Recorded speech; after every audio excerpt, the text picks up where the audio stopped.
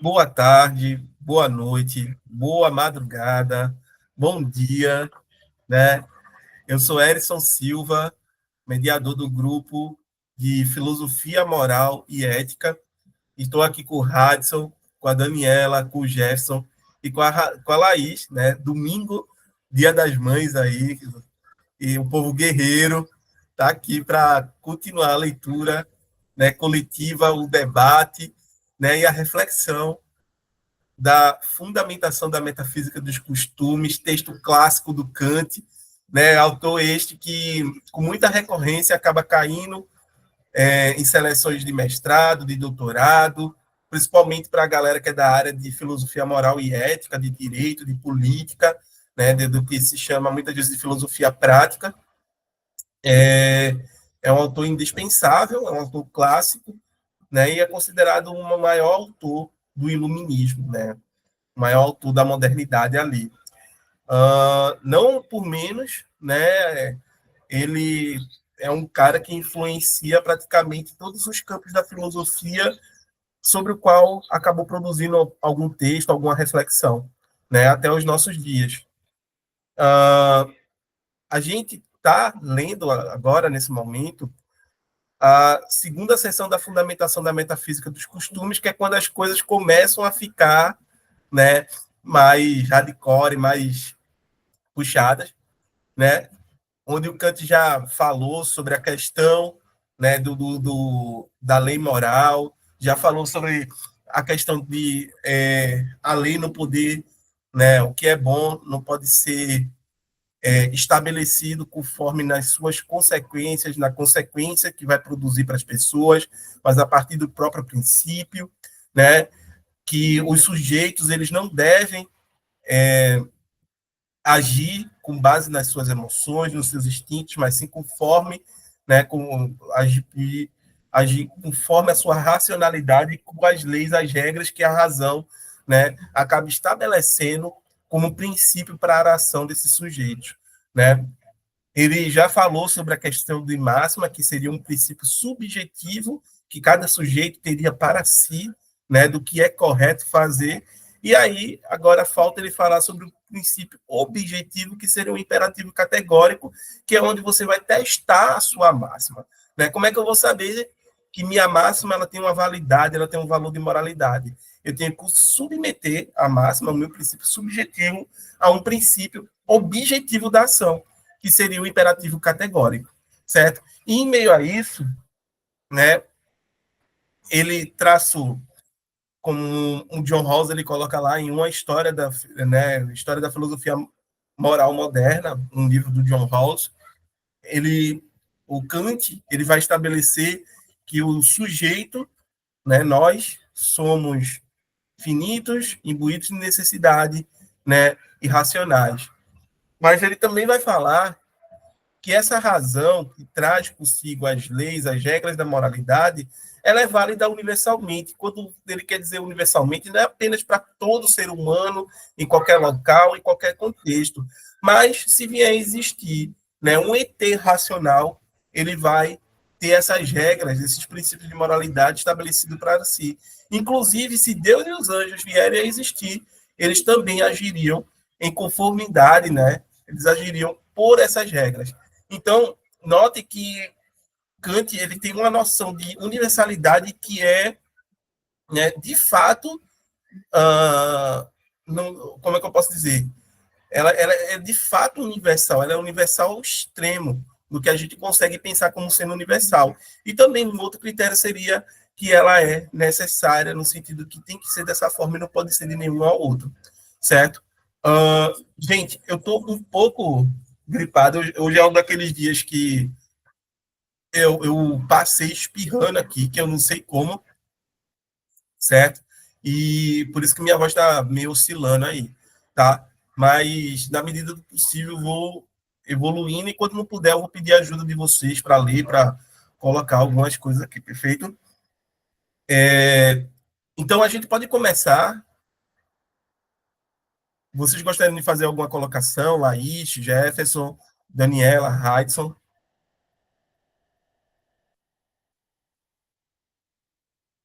De boa? Não, Então, não. Tudo ótimo para mim. É, Eu queria fazer uma pergunta. Se essa questão da universalidade que ele coloca tem relação com o giro copernicano, se é isso, se tem a ver ou não, que eu sempre tipo, tive essa dúvida de ele considerar outras, não só, não, você falou, não só outro ser humano em outro lugar, mas realmente universal. Se tem a ver ou se é outra coisa. o giro copernicano, Laís, é um movimento teórico, né, que o Kant ele faz na crítica da razão pura, porque naquele momento você estava dizendo como é que eu conheço, né, os objetos do mundo de uma forma segura, né, e indubitável, né, uma forma clara e distinta, como diria Descartes. E o Kant ele vai dizer que eu não tenho que me perguntar sobre as propriedades do objeto. Eu não tenho que me perguntar sobre as características que compõem aquele objeto, que é a pretensão de ser conhecido, mas eu tenho que me perguntar sobre as características e propriedades do sujeito que pretende conhecer qualquer objeto. Então, o giro copernicano não é se perguntar sobre a essência, a natureza do objeto, mas agora se perguntar a essência e a natureza do sujeito que conhece o objeto. Então, no lugar de eu olhar para o objeto, eu olho para o sujeito, eu olho para mim mesmo, que sou aquele que pretende compreender a realidade, pretende conhecer, né, os objetos que compõem essa realidade. E aí, qual é a minha capacidade de conhecer esses objetos? Né? O que é que me permite? Quais são as condições de possibilidade para que eu produza conhecimento acerca desse mundo? E aí é quando Kant ele faz um movimento, né, de inversão, de girar. O centro da reflexão sobre o conhecimento não é mais o objeto, mas agora o sujeito que conhece os objetos. Me fiz entender? Sim, mas isso tem um impacto na moralidade também, né? Porque isso que você colocou mais para, tipo, condições de conhecimento, né? Mas isso também impacta. É, porque quando o Kant ele vai, obviamente, falar desse sujeito, vai falar das categorias, da estrutura, né, que compõe, a estrutura cognitiva que compõe esse sujeito, ele obviamente também vai falar da questão, como é que eu posso dizer, da questão da liberdade, né, da questão de como é esse sujeito moral, quais são as estruturas que compõem esse sujeito moral, como a vontade, né, como as nossas afecções, a nossa racionalidade, né, a nossa capacidade de agir de forma impessoal e desinteressada, né? Então, o Kant ele vai muito por essa linha de raciocínio e, mais uma vez, voltando para o sujeito, né? O sujeito que age. E esse sujeito ele vai ser responsável não só pelas ações, mas também por produzir julgamentos morais. Julgamento esses não só a respeito do outro, mas a respeito de si mesmo, né? E aí, quando a gente for ver mais à frente, porque a gente vai ter a questão de uma tabela dos deveres, né? Vai ter dever que vai ser dever para consigo e dever para com o outro, né? Então, tem toda uma estrutura que é centrada no sujeito, também na moralidade, entendeu? É o sujeito como eu posso dizer, que é o centro dessa reflexão. Só que aí você tem que pensar o seguinte: é o sujeito refletindo sobre o próprio sujeito, refletindo sobre si, né?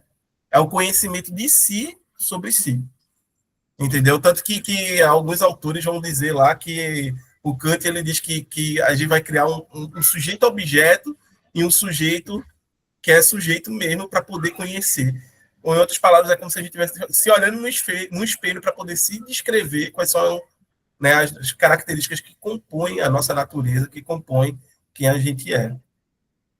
Certo? Mas aí a gente está falando de sujeito, não de personalidade, não de indivíduo. Perfeito? Me fiz entender. Ótimo. Vamos lá. Gente, A gente parou aqui na página 171, né?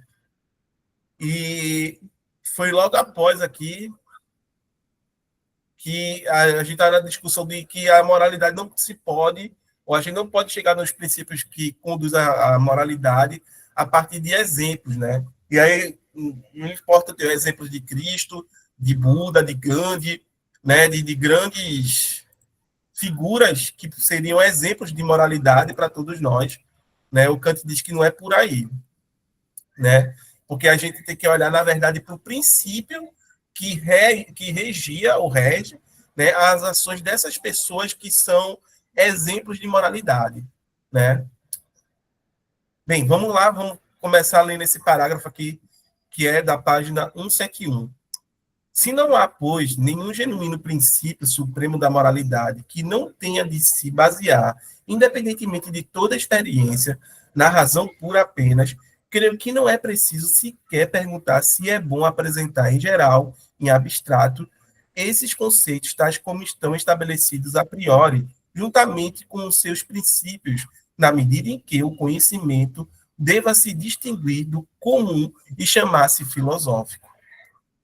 Mas, em nossos tempos, isso bem que poderia ser preciso, pois, se pudéssemos em votação, se puséssemos em votação o que deve ser preferido, se o conhecimento racional puro, separado de todo o elemento empírico, o conseguinte, a metafísica dos costumes, ou a filosofia prática popular, adivinha-se logo qual será o lado preponderante, né? Kant, ele está dizendo que tem um lado preponderante aí. Temos uma nota, só deixa eu dar uma olhada em nota de tradução, né? Prossigo ou querem algum comentário? Porque ele...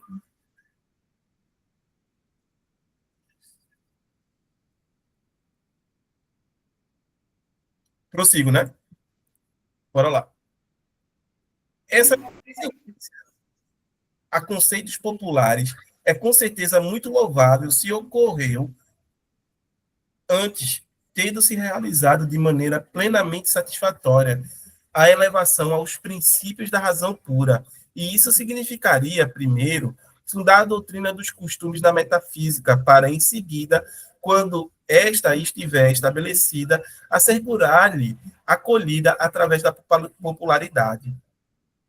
Mas é um completo disparate querer ser complacente com a pluralidade já na primeira investigação, da qual depende toda a correção dos princípios.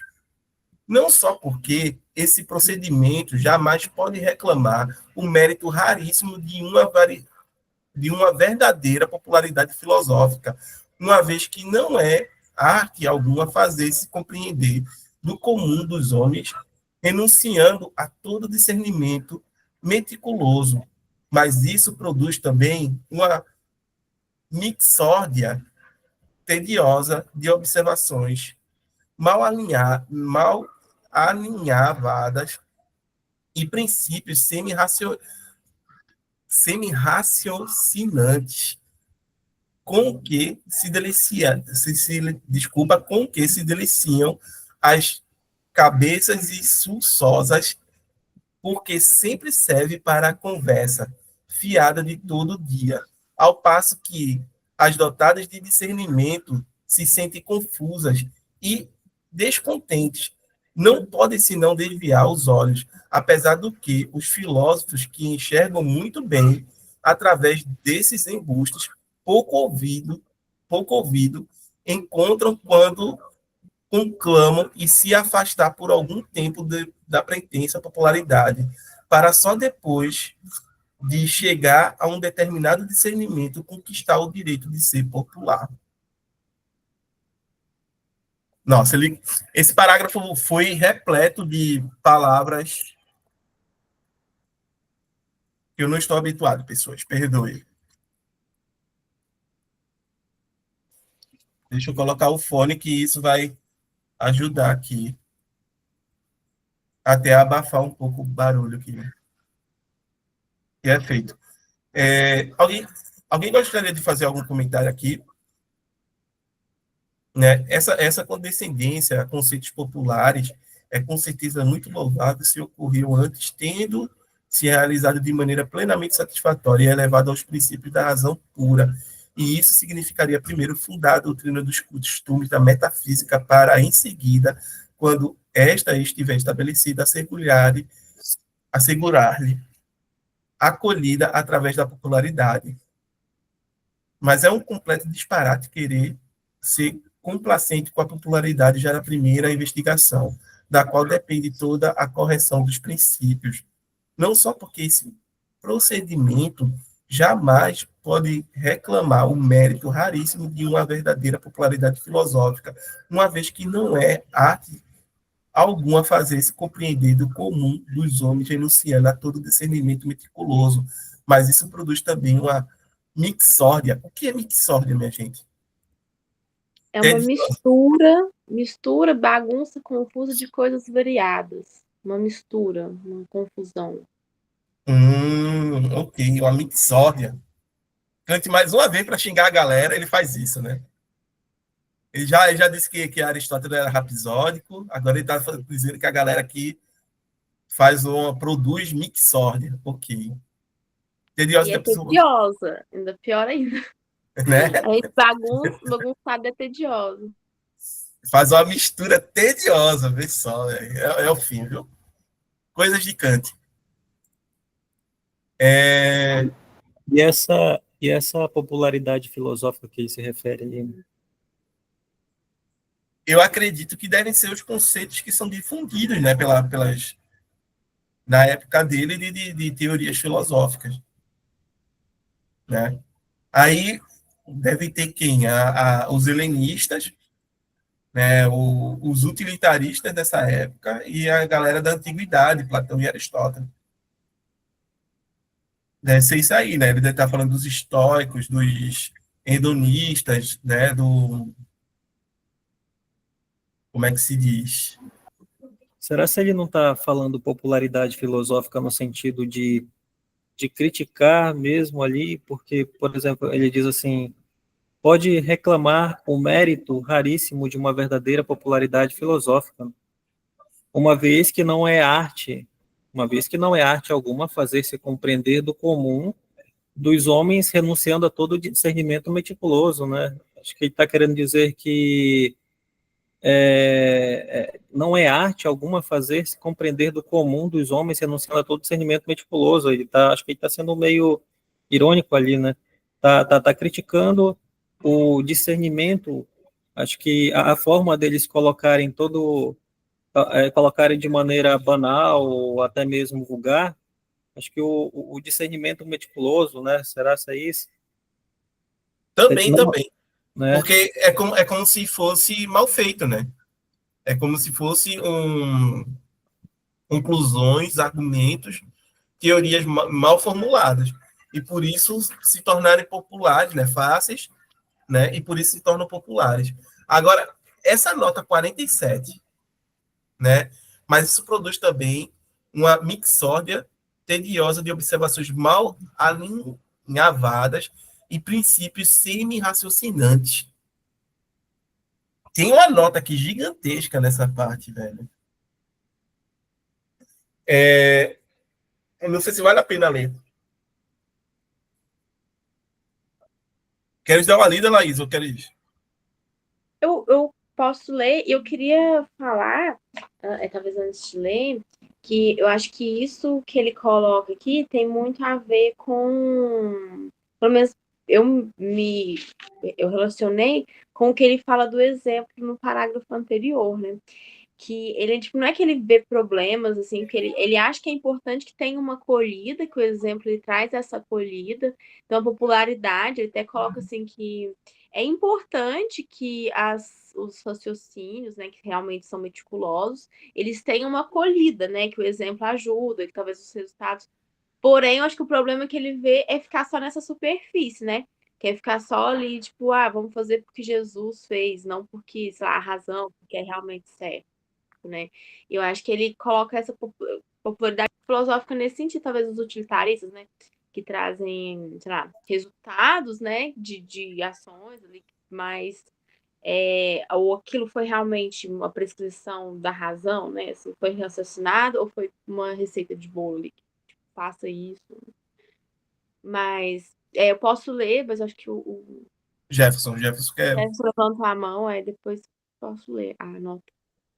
Oi, pessoal. Então, basicamente, resumindo, nesse parágrafo, ele vai fazer o que ele já estava fazendo nos parágrafos anteriores, de querer dar mais valor à moralidade que vem de uma razão pura, do que a moralidade consequente de uma visão mais empirista, seja por meio do exemplo, seja por meio das consequências que um ato poderia trazer, etc., né?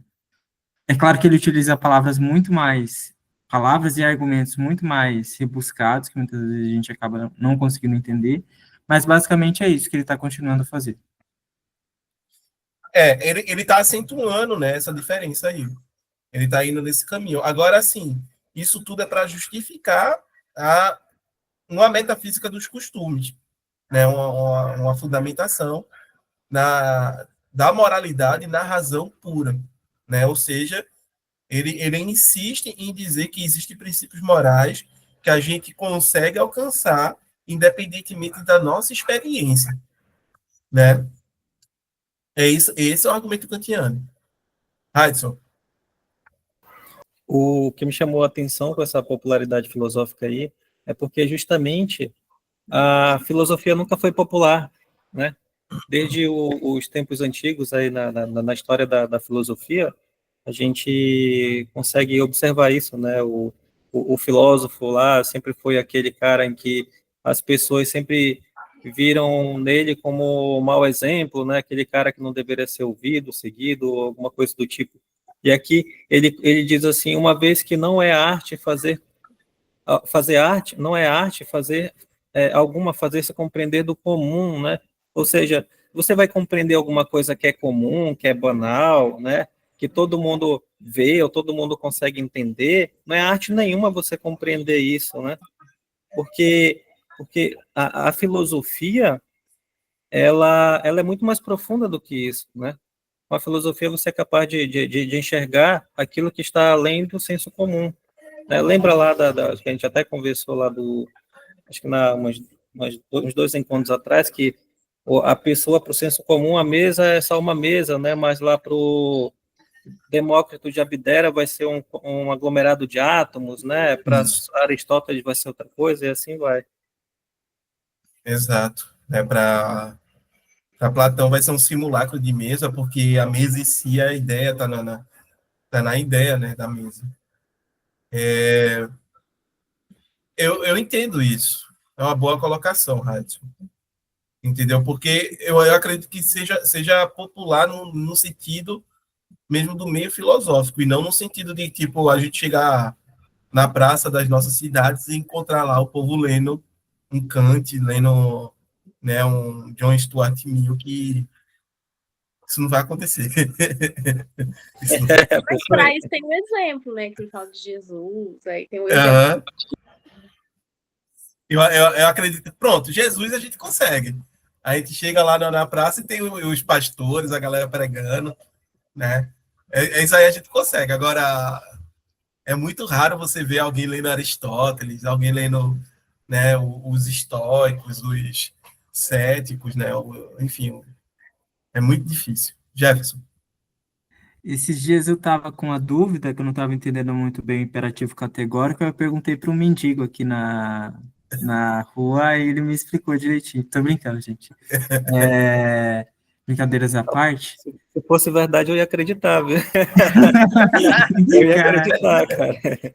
O Hudson me falou um negócio que me lembrou um pouco que Platão via que quem deveria governar seria o filósofo rei, né? E Aristóteles também via que a democracia, que se todo mundo participasse numa democracia, talvez não seria a melhor decisão, me corrija se eu estiver falando alguma coisa errada, porque a elite, de algum modo, ela teria um conhecimento maior, etc., que poderia tomar decisões melhores. Enfim, eu estou trazendo esse ponto porque muitas das vezes, pela filosofia não ser algo tão abordado pelo povo em si, isso também traria uma ideia de um governo para poucos. Não sei se vocês conseguiram entender o que eu quis falar. Sim. Mas é porque, assim, tem uma distinção, né, entre a democracia ateniense e a democracia que a gente vai ver emergir na modernidade, na discussão moderna da filosofia política. Porque na Grécia Antiga nem todos eram cidadãos, né? Para você ser cidadão, você tinha que ser homem, né? Livre, com posses, já ter prestado serviço militar, toda aquela coisa lá. Então, tipo, da população, era uma porcentagem pequena que eram cidadãos e que, né, obviamente, fazia o seu direito de cidadão, exercia ele na praça pública, nos debates, estabelecendo leis, né, fazendo funções da própria esfera pública ali. Então, a democracia ateniense, ela é muito diferente da democracia que a gente, do conceito da noção de democracia que a gente vai ver nascer da modernidade, né? E isso sempre traz a questão dela estar sentada numa aristocracia, né? Uma aristocracia econômica, né? Uma aristocracia intelectual, no caso do Platão e do Aristóteles, né? Então, é sempre aquela ideia que está por trás de que quem deve governar são os melhores e a noção do que é melhor, né? De quem é melhor, é uma noção sempre complicada de se lidar, entendeu? Então, lá na Grécia, até a democracia, a gente pode dizer que era uma democracia aristocrata, né? Não era uma democracia popular. Era uma democracia direta, o próprio cidadão ele ia lá e argumentava sobre tomadas de decisões e etc., quais leis estabelecer. Mas nem todo mundo era cidadão. Mulheres, crianças, estrangeiros, né, comerciantes, escravos, eles não eram cidadãos. Jefferson? Exatamente, era coisa de 10%. Eles tratavam como democracia porque não era mais uma oligarquia, né? Um pequeno grupo ali dentre os cidadãos que poderiam ter poder direto. Tem de fato essas diferenças. Só o meu receio é que, conforme a gente vai valorizando demais a filosofia e ela acaba ficando mais próximo de uma elite, parece que fica algo distante ali do povo. Por mais que seja, que foi o que a gente comentou, né? O povo, em geral, as pessoas não vão ficar falando na praça sobre Aristóteles, etc. Mas isso pode gerar uma espécie de elite intelectual. E isso talvez dificultaria algumas coisas. Não sei se eu estou fugindo muito do assunto do tema de hoje. Não tanto. O ponto todo aqui é que é a questão da popularidade, né? O que seria essa filosofia popular, né? Essa popularidade filosófica. Eu acredito que seja alcançar, né, as poucas pessoas que se interessam por filosofia, os governantes, né, que tem que ter formação filosófica para poder ter algum princípio, né, teórico ao tomar decisões, certo? Mesma coisa, juízes ao fundamentar suas sentenças e, né, estabelecer algum princípio de jurisprudência. Então, eu acredito que quando ele está falando de popularidade filosófica, ele não está falando do grande público. Infelizmente, filosofia ela é elitista, né? Ela nasce de forma elitista e se mantém elitista ao decorrer da história. A maior parte da população vai nascer e morrer sem ter acesso à filosofia de forma profunda, certo? A bons cursos de filosofia, né? A bons professores de filosofia que possam vir dar uma introdução ao pensamento, né, desses... como posso dizer? Ao pensamento e às teorias dessas pessoas que, querendo ou não, elas acabam fundamentando toda a estrutura institucional da nossa sociedade, né? Quando a gente olha para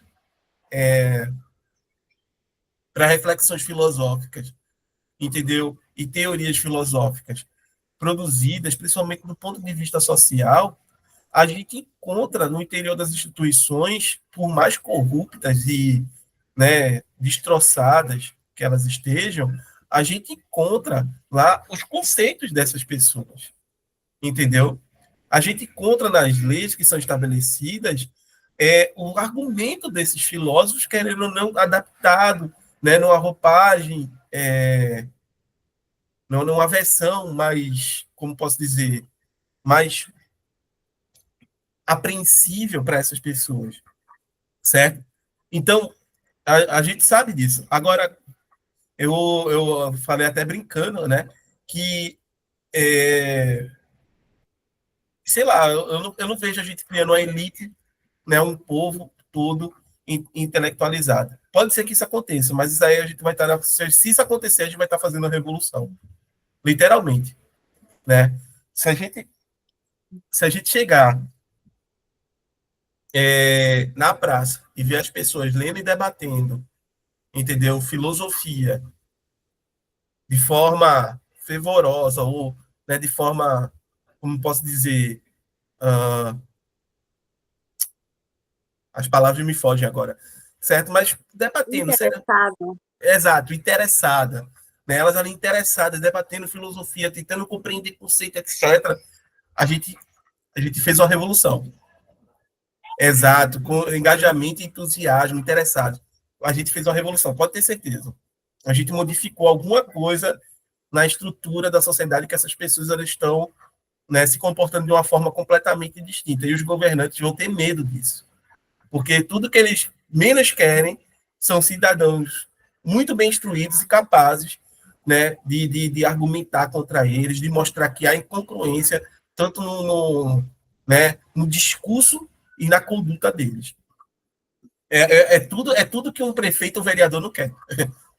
Entendeu? É tudo que os deputados, tanto estaduais quanto federais, não querem, que os senadores não querem. Entendeu? Governador, meu Deus do céu, corre de medo disso daí. Né?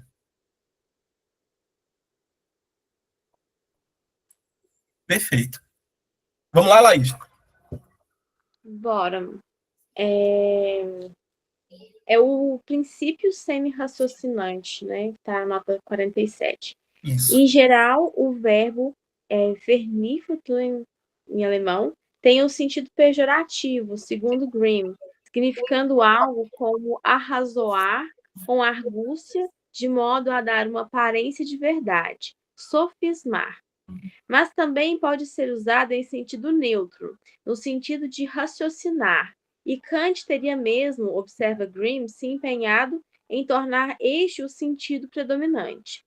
Desde Born, Principii Argumentantes, a maioria dos tradutores entendeu o Hafernifuclen em sentido pejorativo, designando assim princípios que servem para sofismar ou argumentar com a intenção de dar uma aparência de verdade. Mas o que seria exatamente um princípio semi-sofístico? Note-se que, na dialética da crítica do juízo estética da terceira crítica, Kant usa a expressão Vernunftlose Urteil em sentido não pejorativo, como fica claro ao traduzir Vernunftln por raciocinância, visto que raciocinare não tem sentido pejorativo em latim. Gente, latim e alemão, vocês me perdoam, né? Mas vamos lá. De resto, a explicação dada por Kant do que entende por juízo raciocinante talvez possa ser elucidativo do que devemos entender por um princípio semi-raciocinante. O juízo raciocinante, diz Kant aí, pode se chamar a todo juízo que se anuncia como universal, pois, nessa medida, ele pode servir de premissa maior numa inferência da razão. Então, esse é o juízo raciocinante. Ele se anuncia universal. Um juízo semi-raciocinante seria, então, um juízo geral, mas desprovido de estrita universalidade, como são, por exemplo, as generalizações empíricas e que, por isso mesmo, se presta mal a servir de premissas num silogismo. Na linha seguinte, a passagem que estamos comentando, encontramos o que se pode tomar como exemplos de princípios semi-raciocinantes nos escritos da filosofia prática popular. Abre aspas. A destinação particular da natureza humana, mas, às vezes, também a ideia de uma natureza racional em geral, ora a perfeição, ora a felicidade, ora o sentimento moral, ali o temor de Deus. Fecha aspas. Princípios estes que, na medida em que são extraídos do conhecimento empírico da natureza humana, são desprovidos de estrita universalidade e, assim, se prestam mal para fundamentar a pretensão de universalidade dos juízos morais. Agora pode ter vindo dar alguma clareada, né? Clareou bem. A distinção particular da natureza humana, mas às vezes também a ideia de uma natureza racional em geral. Ora a perfeição, ora a felicidade, aqui o sentimento moral, ali o temor de Deus.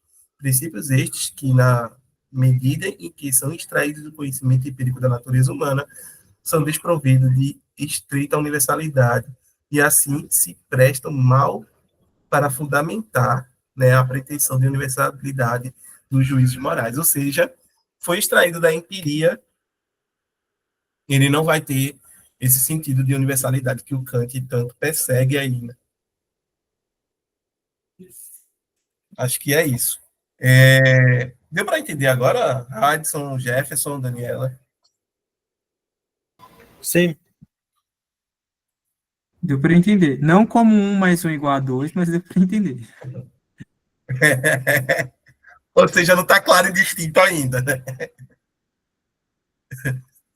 Não está claro e distinto ainda, ok. Mas vamos lá, né? Vamos seguir aqui com o próximo parágrafo. Basta considerar os ensaios sobre a moralidade nesses gostos tão apreciados pelo logo encontrar, ora, a distinção particular da natureza humana, mas, às vezes, também a ideia de uma natureza racional em geral. Ora a perfeição, ora a felicidade, aqui o sentimento moral, ali o temor de Deus. Um pouco disso, um pouco daquilo também, numa admirável mistura, sem que a ninguém ocorra perguntar se os princípios da moralidade também devem ser de todo buscados no conhecimento da natureza humana, o qual, no entanto, só podemos extrair da experiência.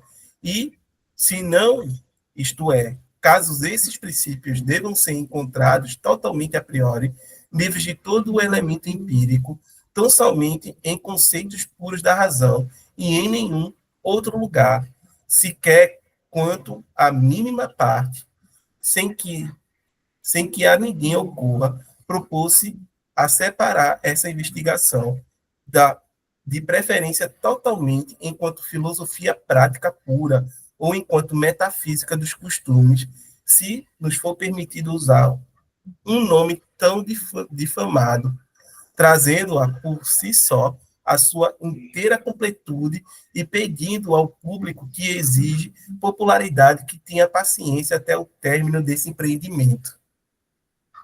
E aqui ele tem uma nota de rodapé, a nota do Kant, tá? Quando ele coloca aqui o termo metafísica, porque ele está dizendo que esse termo, né, ele é tão difamado. Vamos ver aqui. Se quiser, é possível distinguir do mesmo modo que se distingue a matemática pura da aplicada e a lógica pura da aplicada, assim também a pura filosofia dos costumes metafísica da aplicada, a saber, a natureza humana. Por meio dessa denominação, a gente se vê também imediatamente lembrada, de que os princípios morais não podem estar fundados nas propriedades da natureza humana, mas têm de subsistir por si a priori, tendo de ser possível, porém, derivar de tais princípios regras práticas, assim como para toda a natureza racional, assim também para a natureza humana. Nossa. É, Jefferson. eu já ouvi falar que Kant chegou a quase matar a metafísica. Isso tem alguma relação com o texto que a gente está lendo ou não? Sim, porque a metafísica, principalmente quando ela chega na primeira metade ali do século XVIII, ela é fortemente atacada, certo? Por filósofos, pensadores antimetafísicos, tal qual Hume, Newton, né? Por quê? Porque a metafísica mostrou ser um palco de disputas infindáveis, onde a gente não consegue produzir um critério que me permita estabelecer o que é verdadeiro no interior de uma discussão, de um debate, onde há posições, né, coerentes, certo? Mas que são contrárias ou contraditórias, certo? E isso vem desde a metafísica dos antigos, entendeu? Dos pensadores medievais, dos pensadores que vão colocar ali, ora, eu tenho argumentos racionais para acreditar que Deus existe e tenho argumentos racionais para acreditar que Deus não existe, por exemplo. E eu não consigo dar um fim a essa discussão, porque a metafísica, essa discussão metafísica, a metafísica permite que posições contraditórias sejam igualmente verdadeiras. Como é que pode A e não A ser ao mesmo tempo verdadeira? Entende? E isso só é o princípio, assim. Se tu pegar Hume é o cara que vai dizer, olha, pega a última sessão das investigações dele, das investigações de Hume, que ele vai dizer, olha, esse livro aí que você está na mão, ele tem alguma coisa de metafísico, ele fala de alguma coisa que a gente não pode decidir dentro da nossa experiência se é verdadeiro ou falso, né? Ele permite que a gente conheça os objetos, né, de fato, né? Então, o Hume vai dizer, se esse livro tem alguma coisa de metafísica, há o fogo com ele, porque ele não serve para nada. Ele não vai, como é que pode dizer? Ele não vai nos conduzir a conhecimento claro e distinto. Pelo contrário, ele vai tornar ainda mais turvo, mais confuso o conhecimento, o pouco de conhecimento que a gente tem. Ele não vai discernir nada, pelo contrário, ele vai, né? Ele vai tornar mais confuso. Jefferson. E aí, aproveitando, né, que a ideia de metafísica é algo após a física, né, ou além da física, que seja, lá quando surge esse termo lá em Aristóteles, a empiria, o empirismo, ele ajuda a gente a entender a física, né? E aí, na metafísica, a gente não tem muito bem empirismos claros. Mas lembre-se que existem vários tipos de metafísica, inclusive metafísica empírica. Quando eu digo, né, que existe uma natureza humana, eu estou sendo metafísico. Certo? A própria noção de falar de uma natureza humana já é algo metafísico. Por quê? Porque ele pressupõe que isso é válido para todos os seres humanos, certo? Em qualquer parte do planeta. E diga-se mais, todos os seres humanos que já existiram e os seres humanos que virão a existir. Certo? Então, quando eu adoto uma postura hobbesiana de dizer que é da natureza humana ser egoísta, certo? Tem impulsos egoístas de proteção, né? Da sua própria vida, de autopreservação e etc., de satisfação dos seus impulsos, né? Primitivos, entendeu? Quando eu adoto essa postura de Hobbes, de Thomas Hobbes, tá? Eu estou sendo metafísico.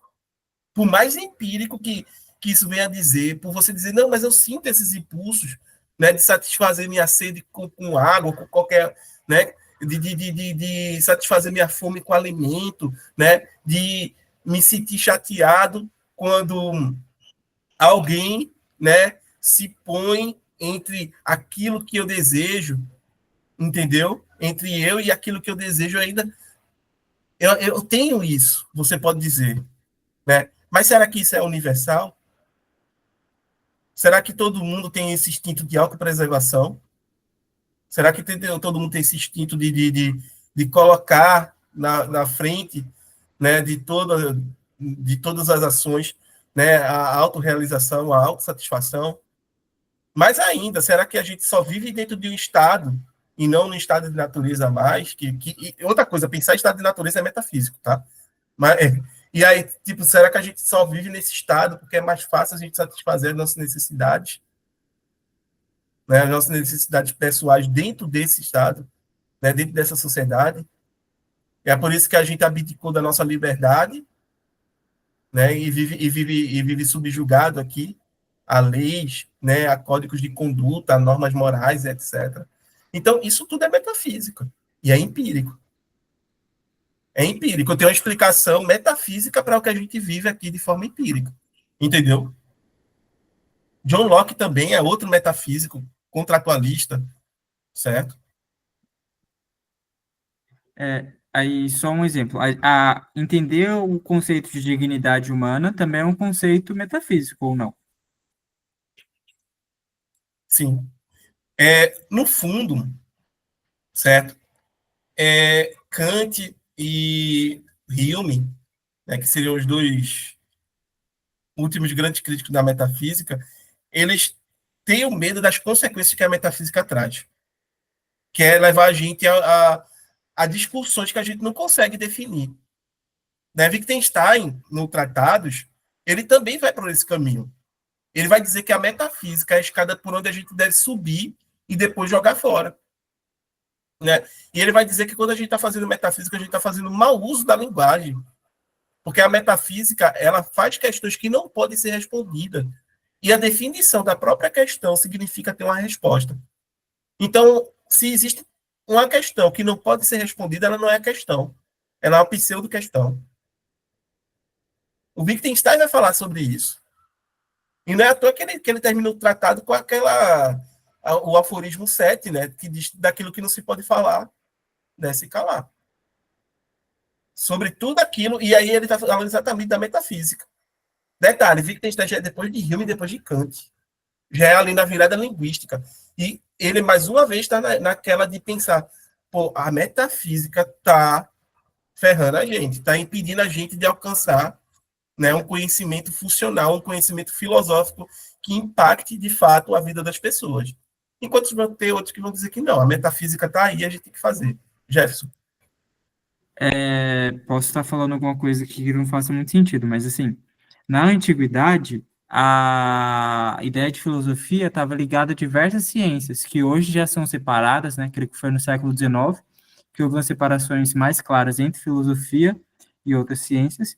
E hoje eu vejo que a filosofia se preocupa consideravelmente com questões fora aí do físico, né? Além do físico, com questões necessariamente metafísicas. Então, ao mesmo tempo que a gente tem um medo, um receio dessa metafísica, né? No que ela pode causar, eu acho que hoje a filosofia se preocupa mais com essas questões do que tanto com questões que na antiguidade ela se preocupava. Porque hoje a gente tem eu posso dizer que a gente tem uma gama de questões, de problemas que antes não se apresentavam, né? Questões de bioética, né? Questões de ética aplicada, questões de ecologia, certo? Que hoje se apresentam com, né? Principalmente depois das tragédias climáticas, depois né? Das pessoas notarem que de fato não é uma abstração, né? É preciso vir uma cheia e destruir praticamente o estado todo no sul do país para as pessoas dizer isso aqui não é abstração, não, aquecimento global não, olha aí as consequências, a gente precisa parar para refletir sobre isso. E tem gente fazendo reflexão filosófica acerca disso. Inclusive, na última Ampof, houve um GT, né, sobre isso, e mesas redondas com vários especialistas, pasmem, todos, né, a maior parte dos especialistas na mesa esmagadora, assim, era do Paraná, do Rio Grande do Sul. Por que será, né? Porque foram estados que foram atingidos pelas consequências do aquecimento global. Isso daí talvez não se apresentasse na época desses pensadores, certo?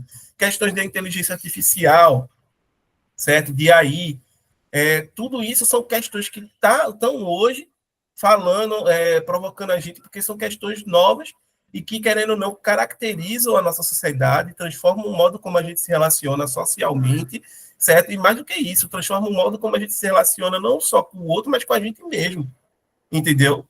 As nossas relações hoje são até pautadas, muitas vezes, são pautadas e intermediadas por instrumentos tecnológicos que antes não existiam, entendeu? Isso modifica muita coisa, transforma o nosso modo de vida. E com isso também transforma, exato, como esse MIT, entendeu? Aqui a gente tem Hudson, que é do Amazonas, a Daniela, que é de Minas Gerais, eu que sou de Recife, Pernambuco, a Laís, que é de Minas também, não é? Vê, a gente tem gente de praticamente todas as regiões do país aqui, pô. Não é chamado de MIT com 5 pessoas. Vê, e tá todo mundo aqui se reunindo, coisas que seriam impossíveis, na intenção de entender o que Kant está pensando aqui, na fundamentação. Então, nunca se colocaria isso, né, para eles. O ponto todo é que, enquanto a gente tiver, e isso é mais a minha compreensão, tá? Tem que colocar assim. Enquanto a gente tiver que lidar com objetos abstratos, a gente vai fazer metafísica. Para mim é isso. Porque a gente tem, como enquanto sociedade, enquanto indivíduo, a gente acaba sempre produzindo abstração. Sejam fórmulas matemáticas, sejam leis, né, que a gente coloca, sejam códigos de conduta, de ética, de moral, certo? Seja até um código de trânsito. Isso é abstração. Quando a gente para falar sobre justiça, a gente não vê a justiça atravessando a rua, na fila do pão, né, na fila do ônibus.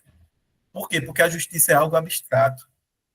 E a gente só vai entender o que é justiça na medida que a gente parar, certo? E começar a refletir, né, utilizando a nossa racionalidade, o nosso entendimento, para alcançar o que é justiça. A gente nunca vai saber que cor a justiça tem, né? A gente nunca vai saber como é a justiça. A gente vai ter que definir, a gente vai ter que conceituar. E aí a gente vai para quê? Vai para a esfera da abstração, do que é abstrato, que a gente não pode tocar, mas consegue falar, consegue definir, consegue conceituar. E aí vai ter discussão sobre o que é justiça, certo? E, obviamente, a gente vai entrar no campo metafísico, na esfera metafísica do debate. Entende, Jefferson? Sim, sim. Um detalhe, tu colocou aqui no chat. Se quiser colocar, pode colocar também. Só comentando, né, que você falou bastante de abstração, e a abstração é um fator importante para a gente ter criatividade no nosso dia a dia. Então, se a gente quer construir algo novo, a gente precisa dessa abstração e, consequentemente, dessa metafísica. O problema todo é se a gente, né, for para o lado da metafísica que não, fica, como se diz, né? A gente vai ficar discutindo o sexo dos anjos, né? Qual é o sexo dos anjos? A gente vai ficar.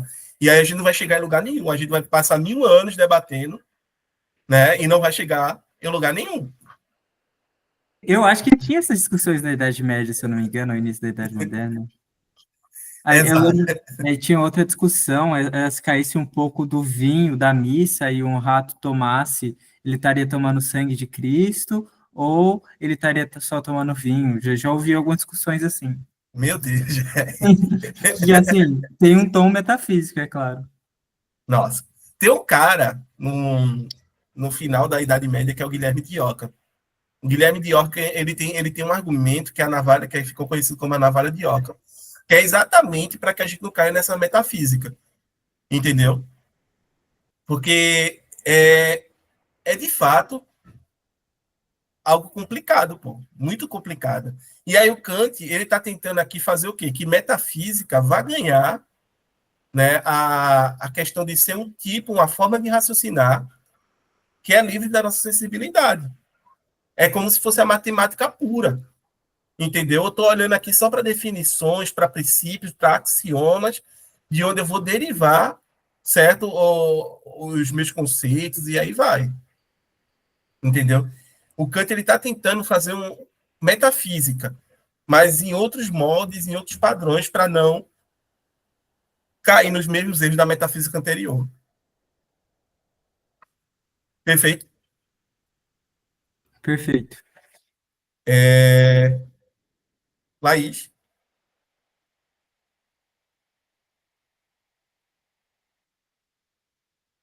Oi, não, pode continuar. Tá. Ok. Vamos continuar aqui com esse parágrafo.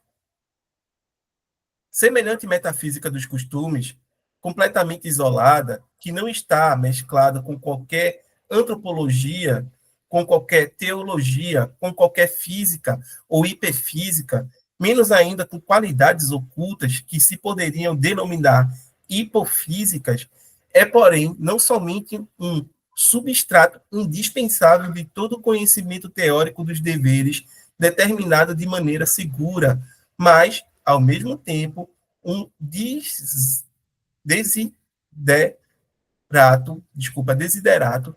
da mais alta importância para o efetivo cumprimento de seus preceitos.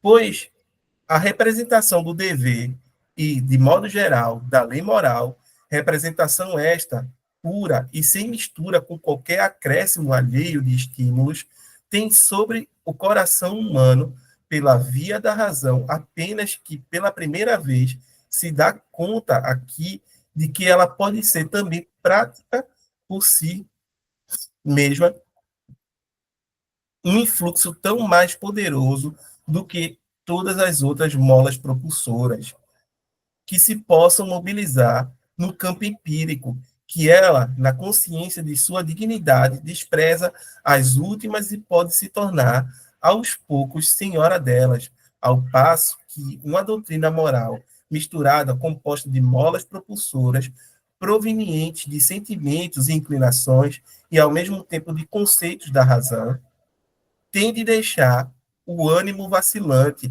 entre móveis que não se deixam subordinar a qualquer princípio, os quais só muito fortuitamente pode levar ao bem, no mais das vezes, porém, também ao mal. Ele falou aqui molas propulsoras. Deixa eu ver, alguém falou aqui alguma coisa? É que tem a palavra desiderato, que significa o que se deseja, aquilo que se aspira. Ah, desidrato. Ok.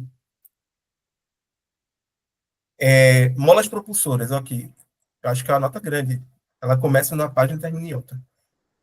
Tem uma carta do excelente Suzer, já falecido, no qual ele me pergunta qual seria a causa por que as doutrinas da virtude, por mais elementos convincentes que tenham para a razão, tão pouco, no entanto, consigo obter.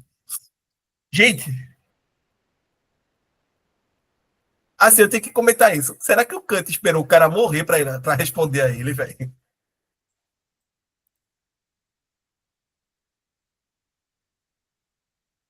Fuleiragem. Enfim. Não, ele fala aqui que ele demorou para responder e aí morreu. Ele, A próxima frase. ele venceu o debate desse jeito, velho. Que Ah, fuleiragem. entendi. Se o cara morreu, não tem mais debate. Eu venci. Fuleiragem, velho. Isso é bom. O Kant também não levou, parece, 40 anos para escrever a crítica dele, né? Ele escreveu. Foram em 10 anos, né? Dizem que foram 10 10 anos? anos. 10 anos, dos 40 aos 50. Ele publica aos 50 anos a crítica da razão pura. Ah, A primeira crítica. entendo. Então, ele era um cara que levava muito tempo para escrever uma coisa, né? Imagina uma carta dessa. Não, dizem que ele ditava para o mordomo dele, tá? Ele Ditava pro ditava. mordomo. Ele Caramba. ditava para o mordomo escrever e depois pedia para o mordomo ler, né, o que havia sido escrito, e se não agradasse, ele mandava apagar tudo e escrever de novo. Caramba. Era assim o Kant. Rigoroso, rigoroso. Minha resposta acabou se atrasando por causa dos preparativos para dá-la completa. Tá certo. Todavia, não é outra senão que aqueles mesmos que ensinam essas doutrinas não tiraram a limpo os seus conceitos e, por querer fazê-lo bem demais, buscando por toda parte móveis para o moralmente bom, acaba por estragar o remédio na tentativa de torná-lo bem poderoso, pois a mais comum observação mostra que quando se representa uma ação honesta, tal como foi executada com a alma firme, sem nenhuma intenção de qualquer vantagem, nesta ou num outro mundo, mesmo entre as maiores tentações oriundas da penúria ou dos atrativos, ela deixa para trás e obscurece toda ação semelhante que tenha sido minimamente afetada por uma mola propulsora alheia. Eleva a alma e desperta o desejo de poder agir também. Agir assim também, desculpa. Até as crianças de idade mediana sentem essa impressão e ela jamais se deve apresentar de outro modo os deveres. Aí aqui, notas do tradutor, né? Inserrene, eu não sei ler isso. Eu acho que isso daqui é alemão latim. Sobre a tradução de tirar limpo e não depurar. Sim, causas motrizes, né? Os móveis é isso, né? São as causas motrizes, né? As propulsoras ali.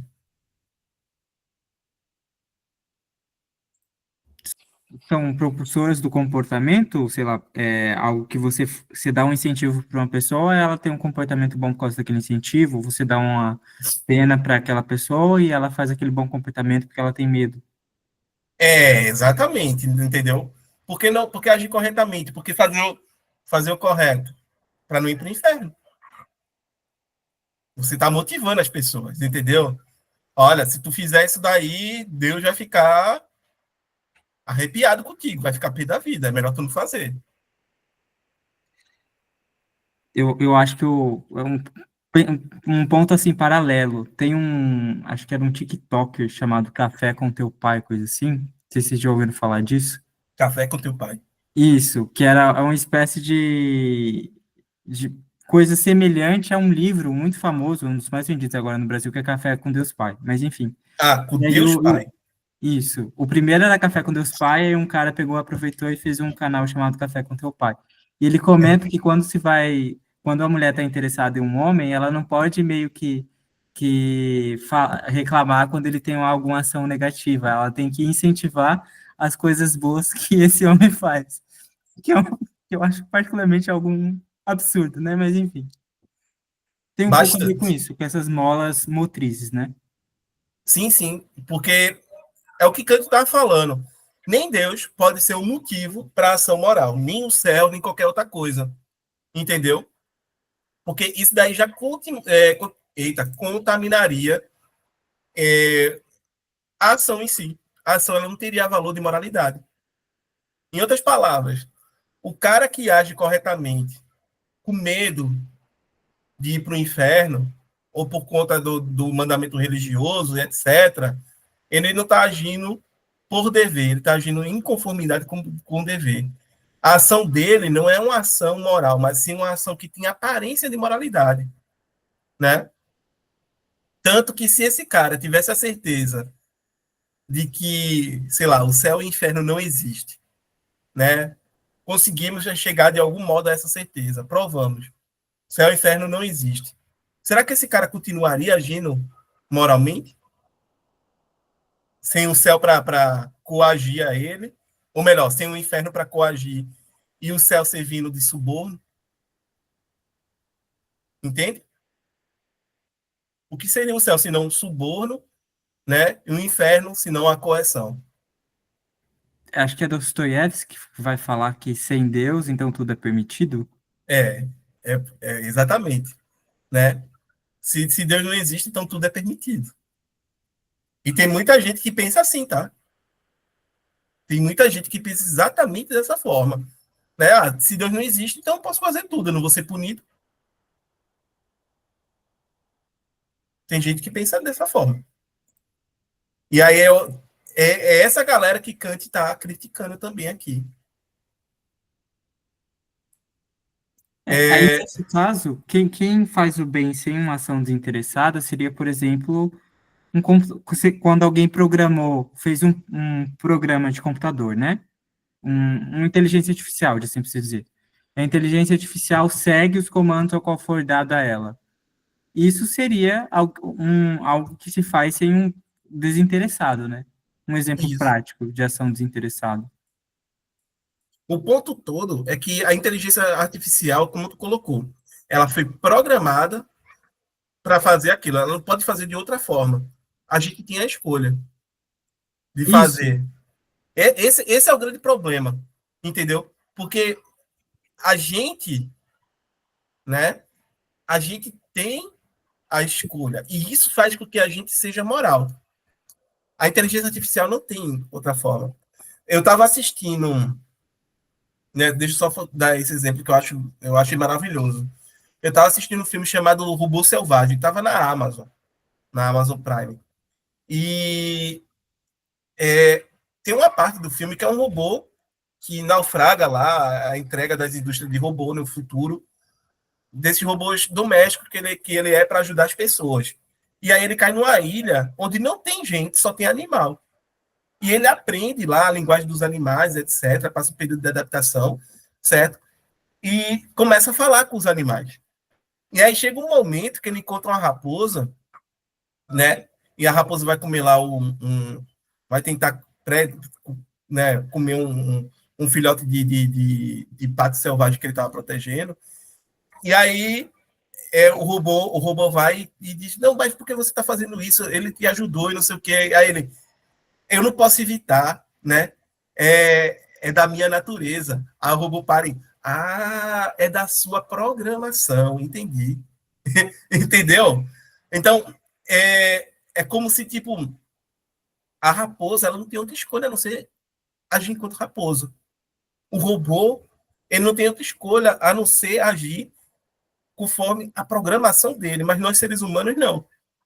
Seres humanos têm a escolha de agir contra até as próprias vontades, contra até os próprios desejos. Entende? É isso que eu acho que o Kant está chamando a atenção.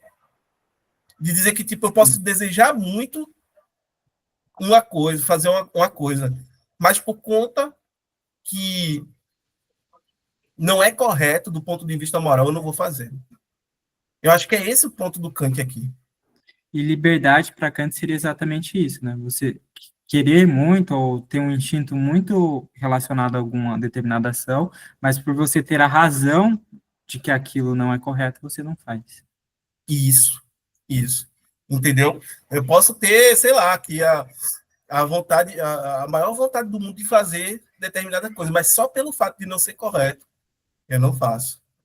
Então, a gente, ser humano, ao contrário de todo o restante de computadores, né, inteligências artificiais, animais, né, não humanos, a gente tem essa capacidade de agir contrário aos nossos desejos, né? Isso daí é o que nos torna livre para Kant. É o que faz a gente ter autonomia, que é a capacidade de determinar por nós mesmos as nossas ações. Perfeito. Perfeito. Adson, Laís, vocês gostariam de ler?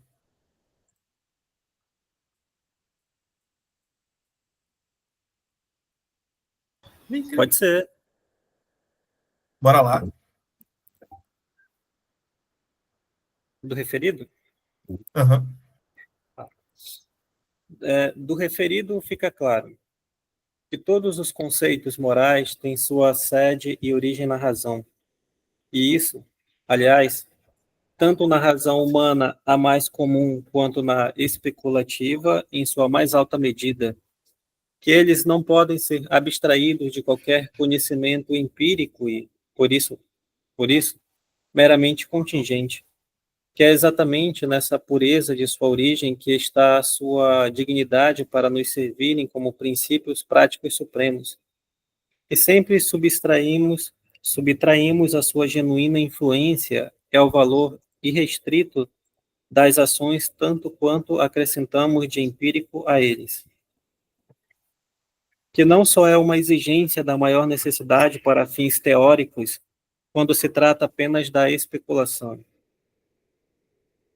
mas também é da maior importância prática aurir na razão pura seus conceitos e leis, apresentá-los puros e sem mistura, mais ainda, determinar a extensão de todo esse conhecimento racional prático ou puro, isto é, faculdade inteira da razão prática pura, sem, porém, tornar aqui os princípios, como certamente a filosofia especulativa o permite, às vezes, até acha necessário, dependentes da natureza particular da razão humana, mas, porque as leis morais devem valer para todo ser racional em geral, também é da maior importância prática derivá-los já do conceito universal de um ser racional em geral, e, dessa maneira,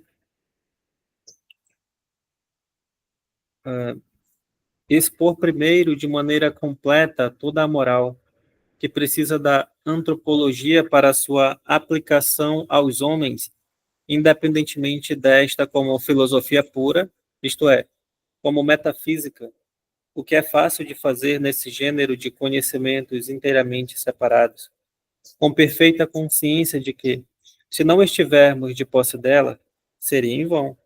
Não vou dizer determinar, não vou dizer determinar de maneira exata para o ajuizamento especulativo o elemento moral do dever em tudo o que é conforme ao dever, mas até mesmo impossível, no que concerne ao mero uso comum e prático, em particular na instrução moral, fundar os costumes em seus princípios genuínos, produzindo assim atitudes morais puras e implementando-as nos ânimos para o bem supremo do mundo.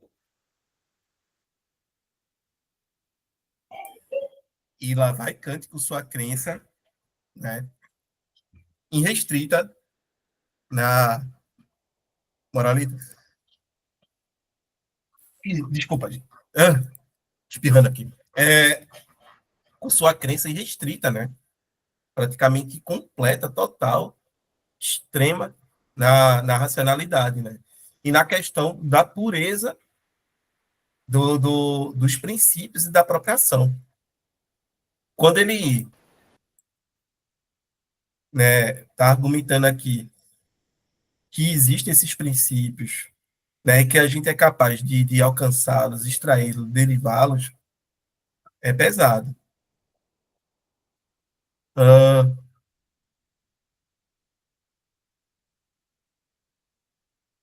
O elemento moral do dever em tudo que é conforme ao dever, mas até mesmo impossível no que concerne ao mero uso comum e prático, em particular na instrução moral, fundar os costumes em seus princípios genuínos, produzindo assim atitudes morais puras e implementando-as nos ânimos para o bem supremo do mundo.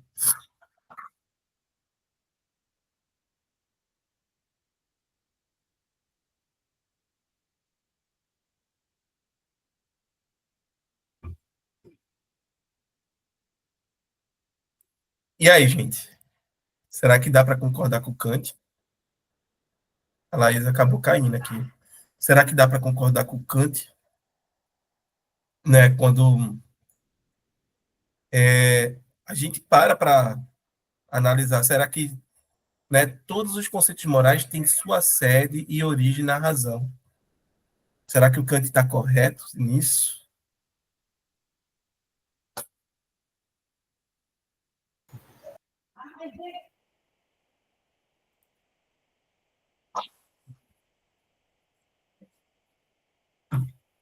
O que me vem à mente é que, assim, a nossa razão, a racionalidade humana, ela se desenvolve ao decorrer dos anos, né? Se a gente pega um bebê, por exemplo, acabou de nascer, ele não é dotado de racionalidade.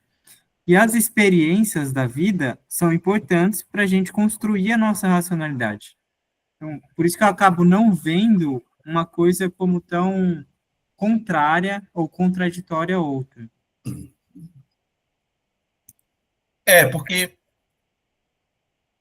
eu acho que o Kant não negaria isso, entendeu? Ele só vai dizer que vai ter um momento que esse bebê ele vai alcançar o nível de abstração a ele que vai permitir ele utilizar ou alcançar esses conceitos puros da razão, certo? O, o, o todo do Kant é que Você ele necessita mais da experiência? Perdão. ele vai dizer o seguinte, que a coisa vai ser tão independente, né, que tão independente da experiência, da empiria, da natureza, que eu exista ou não, o que é correto moralmente vai continuar sendo o mesmo,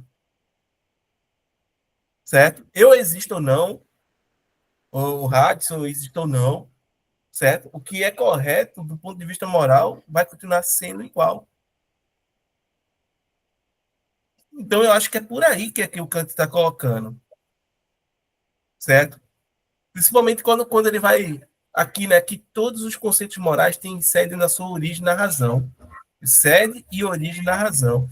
E isso, aliás, tanto na razão humana, a mais comum, né, quanto especulativa em sua mais alta medida, que eles não podem ser abstraídos de qualquer conhecimento empírico e, por isso, meramente contingentes, né? Que é exatamente nessa pureza de sua origem que está sua dignidade para nos servirem como princípios práticos supremos.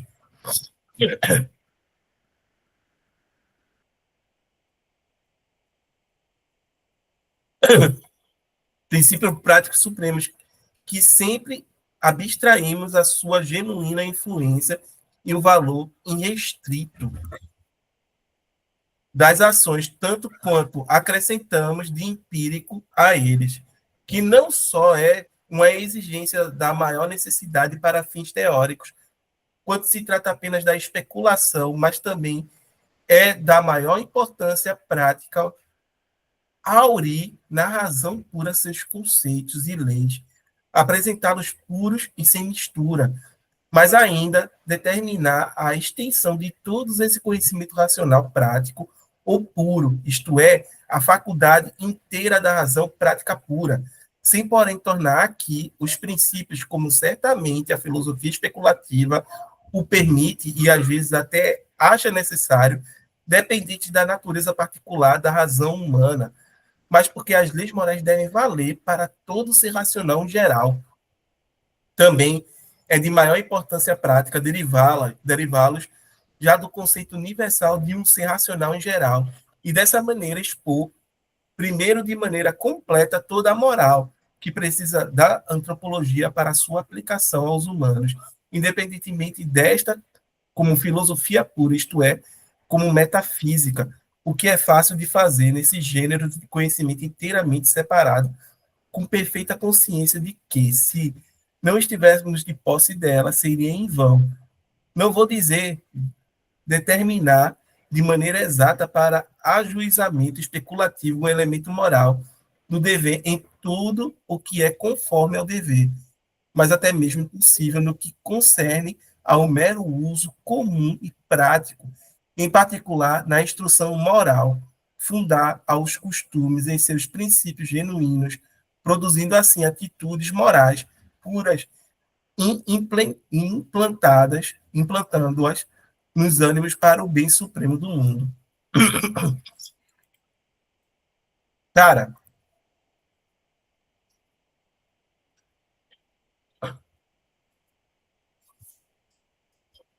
Jefferson, pode falar. Desculpa, eu estou ainda aqui nessa coisa.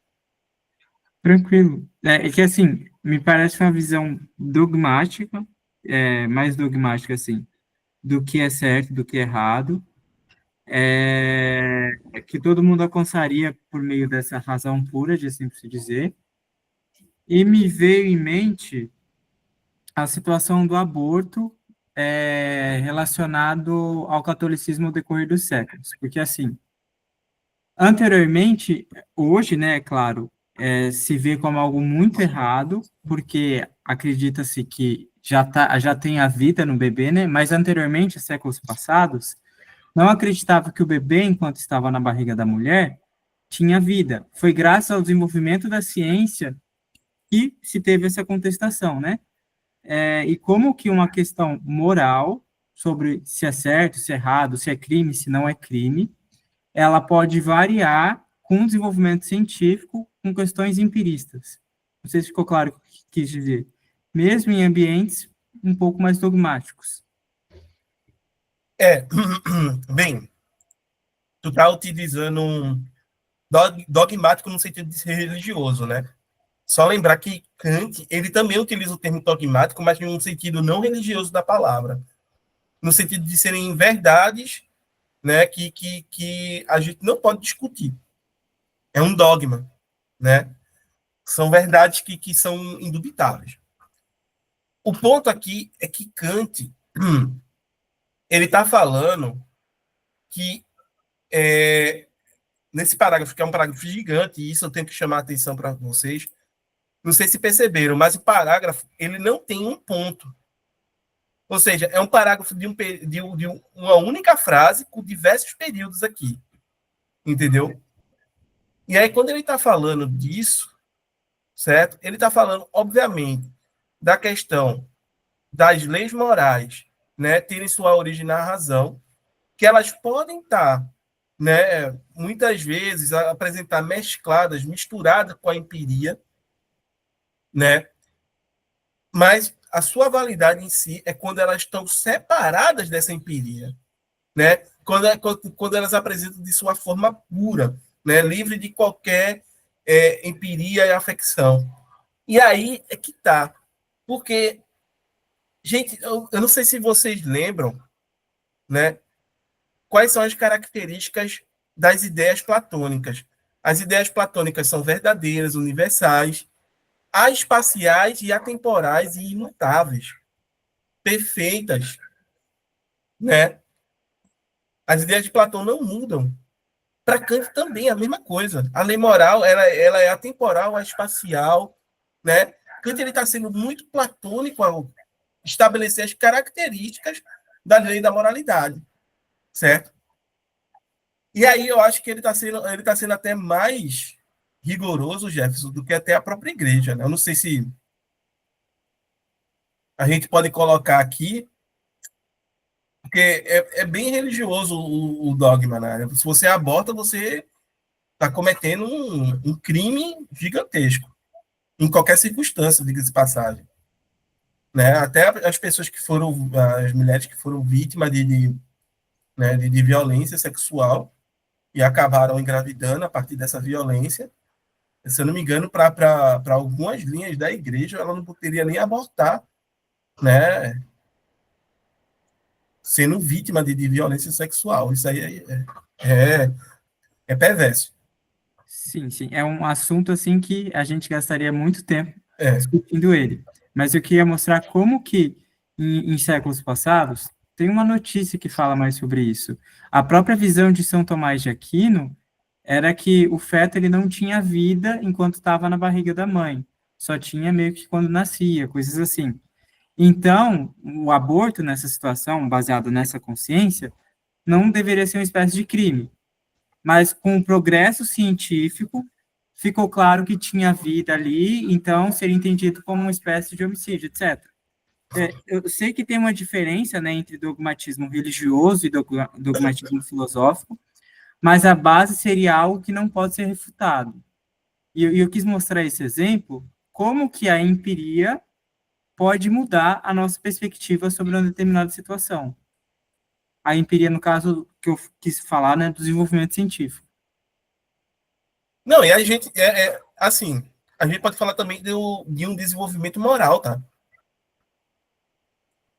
Que a moralidade, ela pode, né, os seres humanos, eles podem se desenvolver moralmente no sentido de assimilar, né, noções morais mais complexas do que antes assimilariam. E também pôr em prática. Para o Kant, talvez possa até ser isso. Só que ele vai dizer que a finalidade é a lei moral racional que ele está colocando aqui. que na medida que a gente vai se desenvolvendo, a gente vai se aproximando mais da aplicabilidade dessa lei moral. Eu acho Né? que foi Hegel que disse que a consciência humana é histórica. Então, justamente, quando a gente estuda filósofos passados, a gente consegue ter mais base para discutir essas mesmas questões ou coisas até mais avançadas que eles discutiram. Isso. Mas o foco aqui mesmo é na razão pura. O foco é exatamente aí, nessa racionalidade pura. Hudson?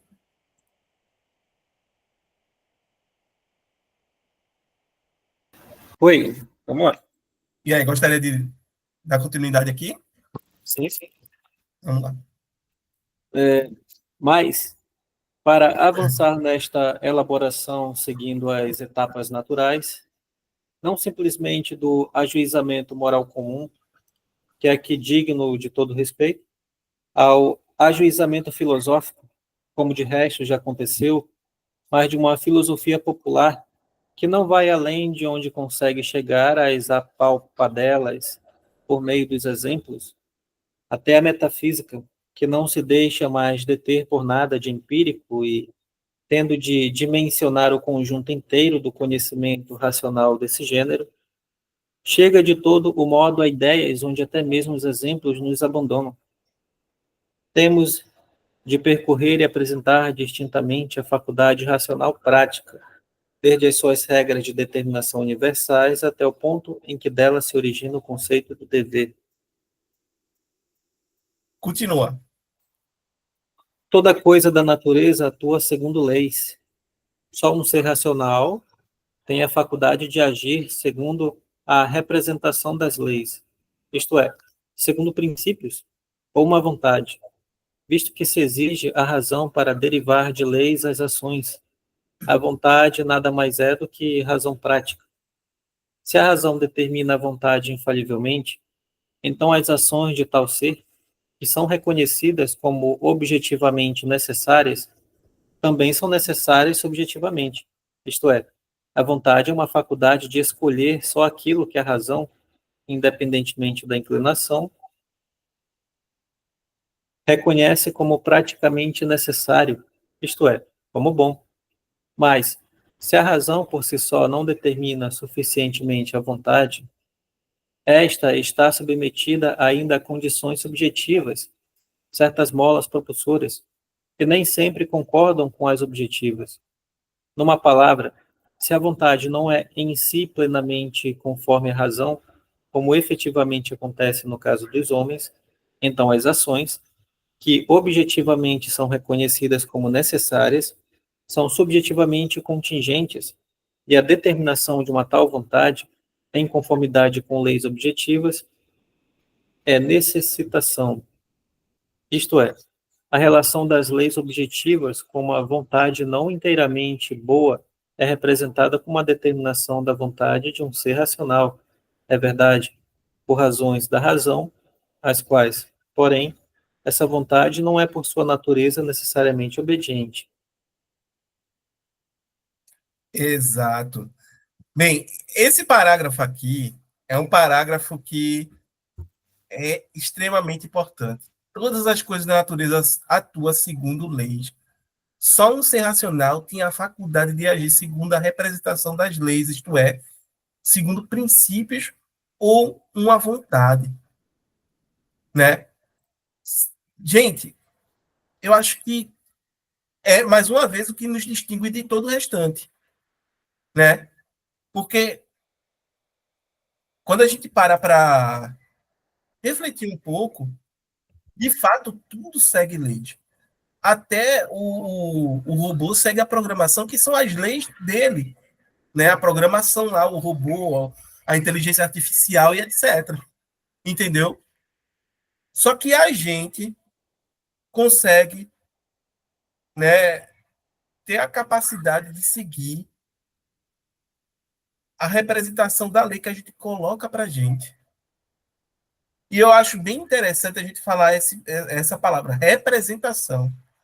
Por quê? Porque eu tenho a representação da lei moral para mim, né? por via da minha reflexão, da minha racionalidade, eu consigo contemplar o que é correto, o que é bom, do ponto de vista moral, e criar máximas que são leis subjetivas da ação. Em outras palavras, eu crio as leis que vão reger minha própria ação.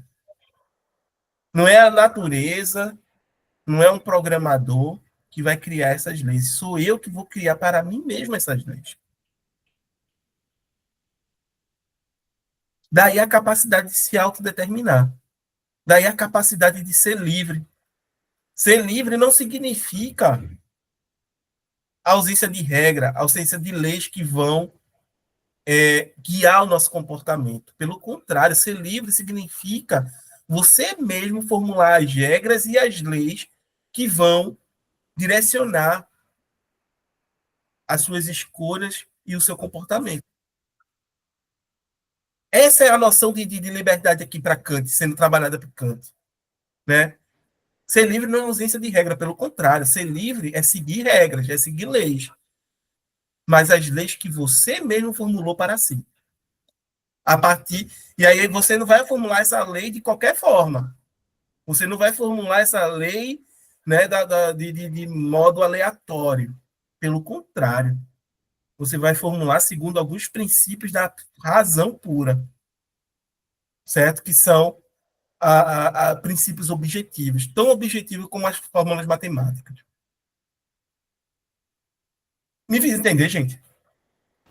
Sim, por isso que você estava falando, eu estava lembrando, me fez lembrar lá vai eu de novo, né, para eu lembrar do Platão, naquela parte da República que ele diz que é necessário criar uma cidade porque nós não somos autossuficientes, né? Então, eu vou precisar de você, você vai precisar do Jefferson, é assim, né? Cada um vai precisando de dos outros para poder ser necessária a criação dessa cidade. Como o Kant aqui, ele não fala de criação de cidade, mas ele fala sobre liberdade, né? Sobre como nós nos comportamos perante a cidade, a sociedade, em geral. Me fez lembrar dessas coisas, achei interessante. É isso. E Kant é platônico, tá? Eu não fiz aquela associação ao comentar lá o Jefferson com a ideia do Kant, né? Ou melhor, a ideia platônica, né? As características, as propriedades da ideia platônica, por acaso, porque o Kant ele é muito platônico. Entendeu? Eu acho ele muito platônico. O modo como eu interpreto, pelo menos, ele tem muitas semelhanças ali com o platonismo. Sim.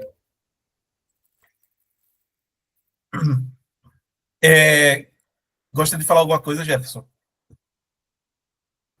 Não, eu acho que eu tinha vontade de falar alguma coisa, mas acabei esquecendo. Qualquer coisa eu lembro até o final. Beleza, beleza. Qualquer coisa anota, coloca no chat, tá? Daniela, a Laís caiu ou saiu, não sei para onde a Laís foi. Gente, vamos ler essa parte aqui, que é a parte muito importante, né? Até que o cara sai grifando tudo aí.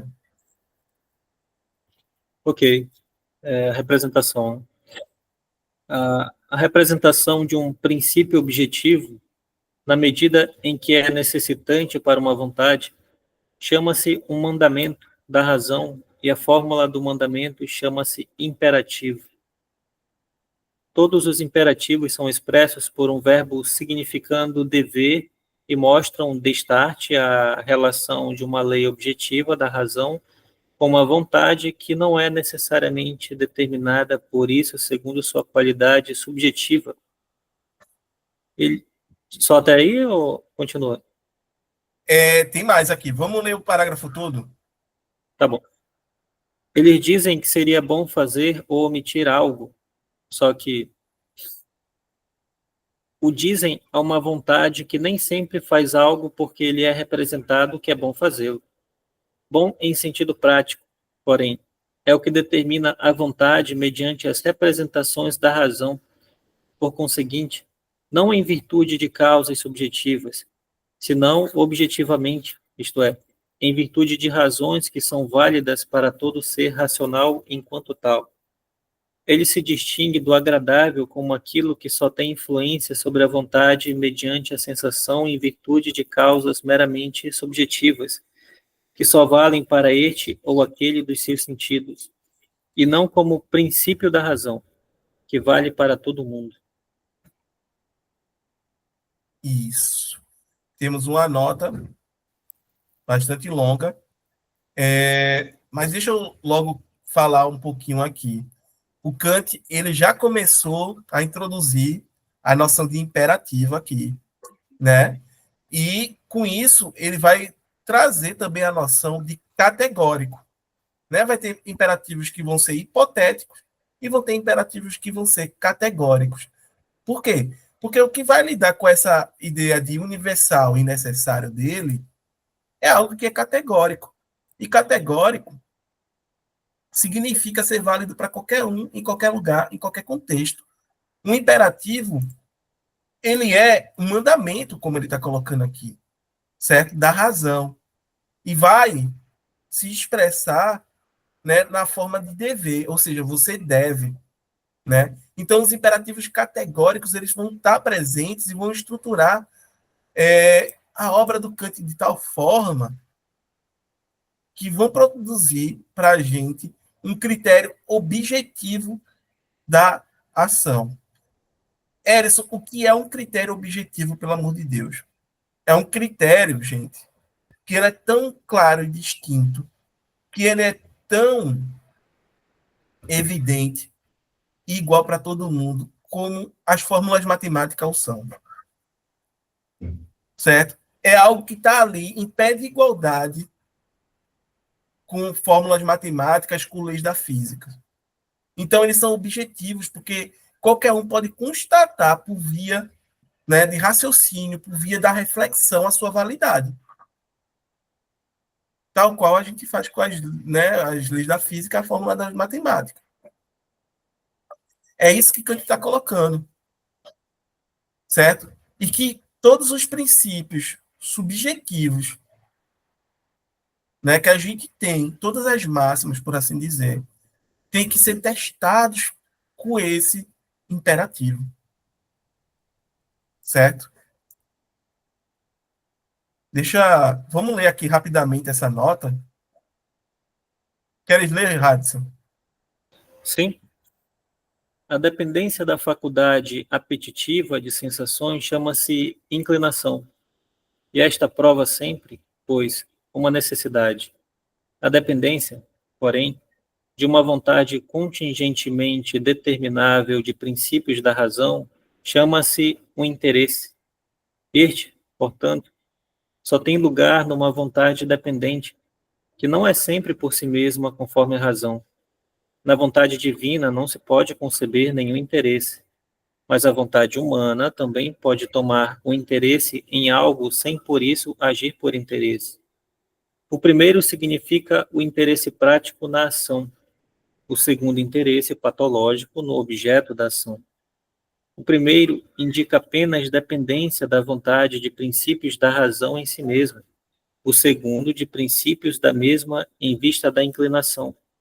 Uma vez que a razão só indica a regra prática, dizendo como se pode acudir à necessidade da inclinação. No primeiro caso, interessa-me a ação, no segundo, o objeto da ação, na medida em que me é agradável. Vimos na primeira sessão que, numa ação por dever, não se deve olhar para o interesse no objeto, mas tão somente para o interesse na ação ela mesma e em seu princípio da razão, a lei. Notas do tradutor. Aí já vem um alemão aí, né? Que também pode traduzir isso por carência. Dependência da vontade, porém, de princípio da razão, né? Aí von Selbst, que também pode se traduzir por espontaneamente, e Ansicht. De um ponto de vista gramatical, a expressão pode ser construída como qualidade, tanto razão quanto princípio, devendo ser traduzida, neste último caso, como em si mesmos, como fizemos Qualis e Abbot. Bem, o ponto todo aqui é que Kant já está falando da questão do interesse, né? Mais uma vez aqui. A dependência da faculdade apetitiva da sensação chama-se inclinação. Se a gente vai pela nossa faculdade apetitiva, a gente está agindo de forma inclinada, né? E a esta prova sempre pôs uma necessidade. A independência, porém, de uma vontade contingente e determinável do princípio da razão chama-se um interesse. É sempre bom a gente ver isso. Necessidade contrária à contingência. Eu falei, né, para vocês no último encontro que a gente não pode colocar a nossa vontade como um critério para a ação moral. Por quê? Né, a nossa vontade quer dizer nossos desejos, nossas emoções. Porque desejos e emoções, eles são efêmeros, eles são passageiros. Eu posso estar sentindo um desejo enorme de fazer algo agora e daqui a 5 minutos, 10 minutos, não sentir mais esse desejo. Certo? Então, é algo efêmero, passageiro, não é algo permanente, não é algo duradouro. Entendeu? Em outras palavras, o desejo ele é contingente. E Kant diz que a gente não pode basear de forma alguma as nossas ações na contingência, mas a gente tem que basear em algo que é necessário para ter valor de moral, né? Então, é por isso que a gente tem que parar para refletir, né, acerca desses pontos aqui. E, querendo ou não, é pensar a moralidade em tais termos, certo? Que é livre de empiria, é necessário, é universal, é imutável, né? É perfeita. E aí a gente tem que parar. Perfeito, a gente está chegando, vai ter a noção de imperativo, né? Eu sei que essas regras, elas são tão objetivas quanto são as fórmulas da matemática, né, para os objetos matemáticos, como são também as leis da física para a física, né? Qualquer um, em outras palavras, poderia constatar a validade delas, né, por via da reflexão. O ponto todo é que, sei lá, é metafísica, né? Vocês estão percebendo o grau de metafísica que é isso?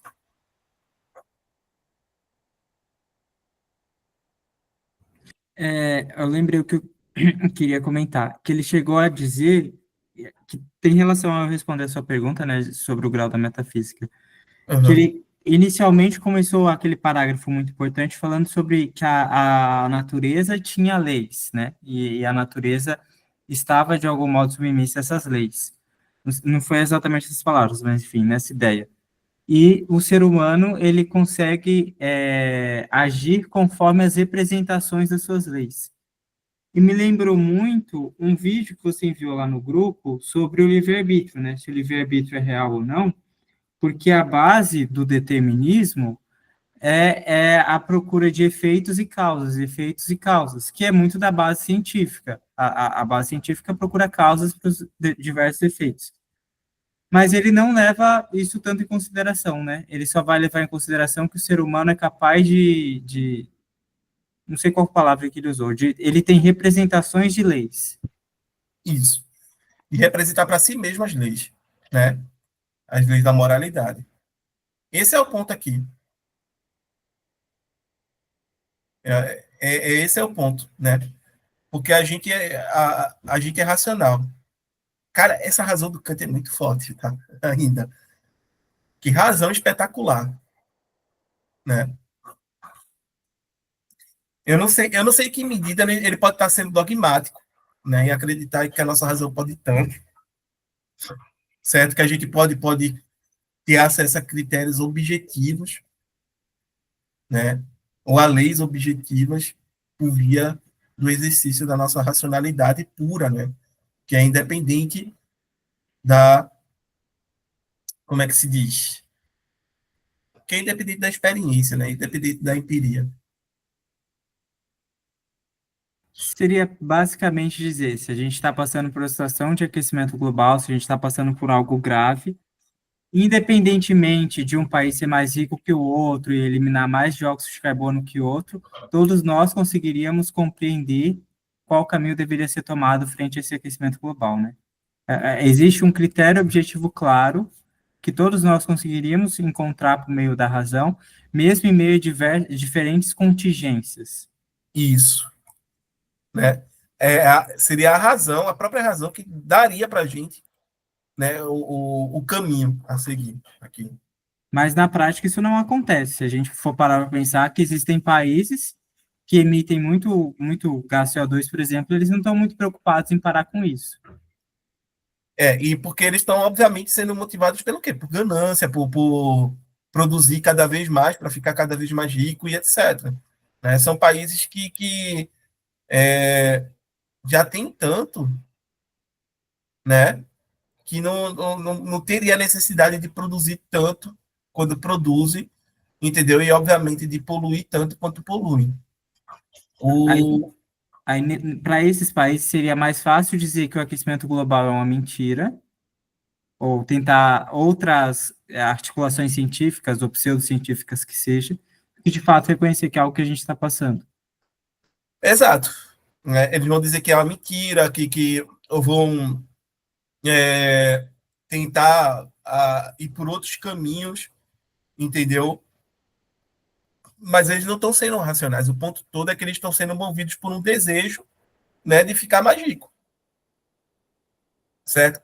Agora tem que se pensar uma coisa, e isso é algo que a gente vai ter que levar pelas reflexões, né, nas próximas sessões também.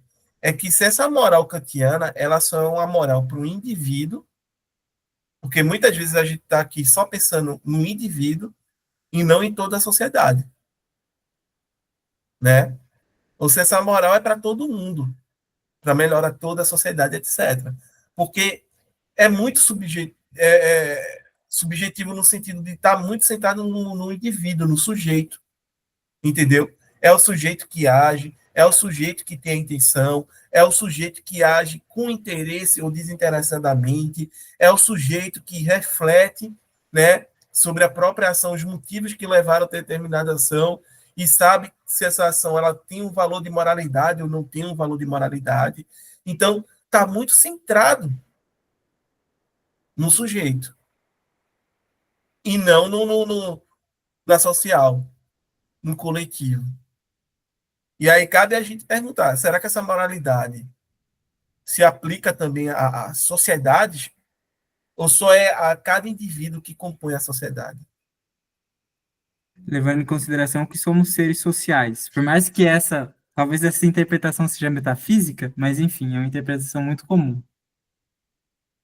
Mas lembre-se, para Kant, isso daqui a gente vai ter deveres para consigo, vai ter deveres para com o outro, vai ter aí uma gama de deveres, tá? Eu acho que é isso, né, gente? Por hoje. Jefferson, Hudson, Daniela. Querem colocar mais alguma coisa?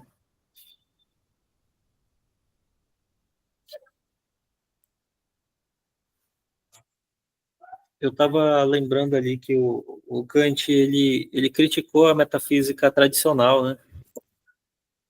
E justamente porque estava fora do alcance do homem, né, do ser humano. Então, aí ele veio com algumas ideias de transcendental, né, que é tudo aquilo que está ao nosso alcance, né? E então, assim, eu tenho uma certa dificuldade de, de determinar o que de forma empírica mesmo, né? Eu sei que vocês já falaram sobre isso, mas mais cedo, de forma empírica, o que entra no campo do metafísico mesmo pro Kant ali, porque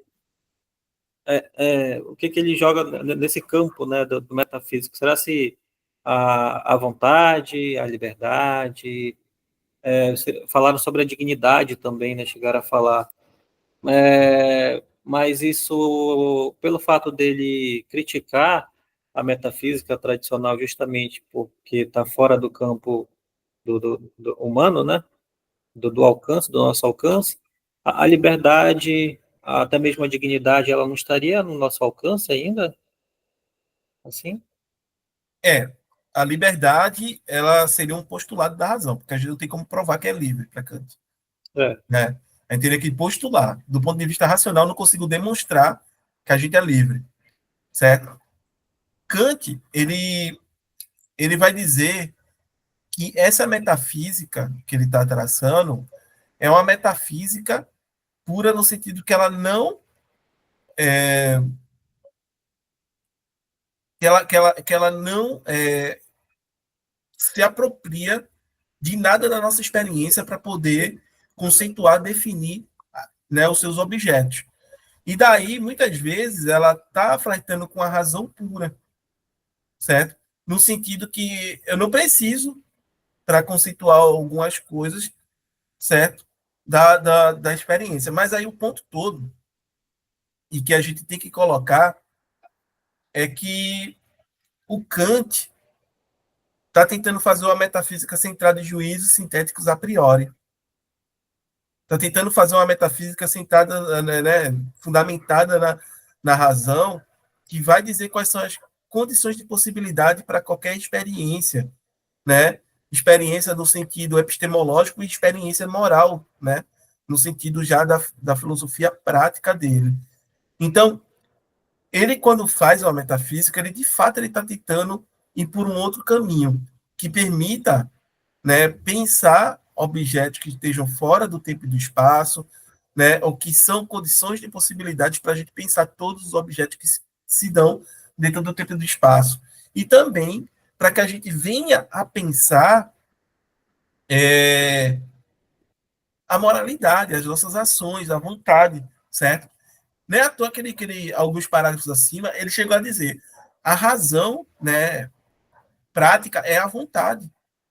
Porque a razão não é só a nossa faculdade de fundamentar conceitos, que isso daí seria a nossa razão teórica, mas ela também é a faculdade de determinar a nossa vontade. Certo? E se ela determina a nossa vontade, ela também vai conseguir nos colocar a agir e dizer o que é correto a fazer do ponto de vista moral. Então, esse é o ponto para o Kant. Lá vai ele fazer metafísica de novo. Sim, perfeito. A gente pode dizer perfeito, porque não é nos mesmos moldes.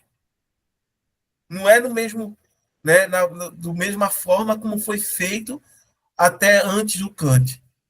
Porque aqui, por exemplo, a gente não vai ter Deus entrando pela porta dos fundos, como Descartes fez, como outros pensadores fizeram. Kant está pensando na moralidade que é laica. Certo? Que ela não é religiosa, por mais que tenha uma pontinha, né, alguma coisa, alguma semelhança aqui é pular, né, com a religião. Kant está pensando na moralidade que é independentemente de Deus.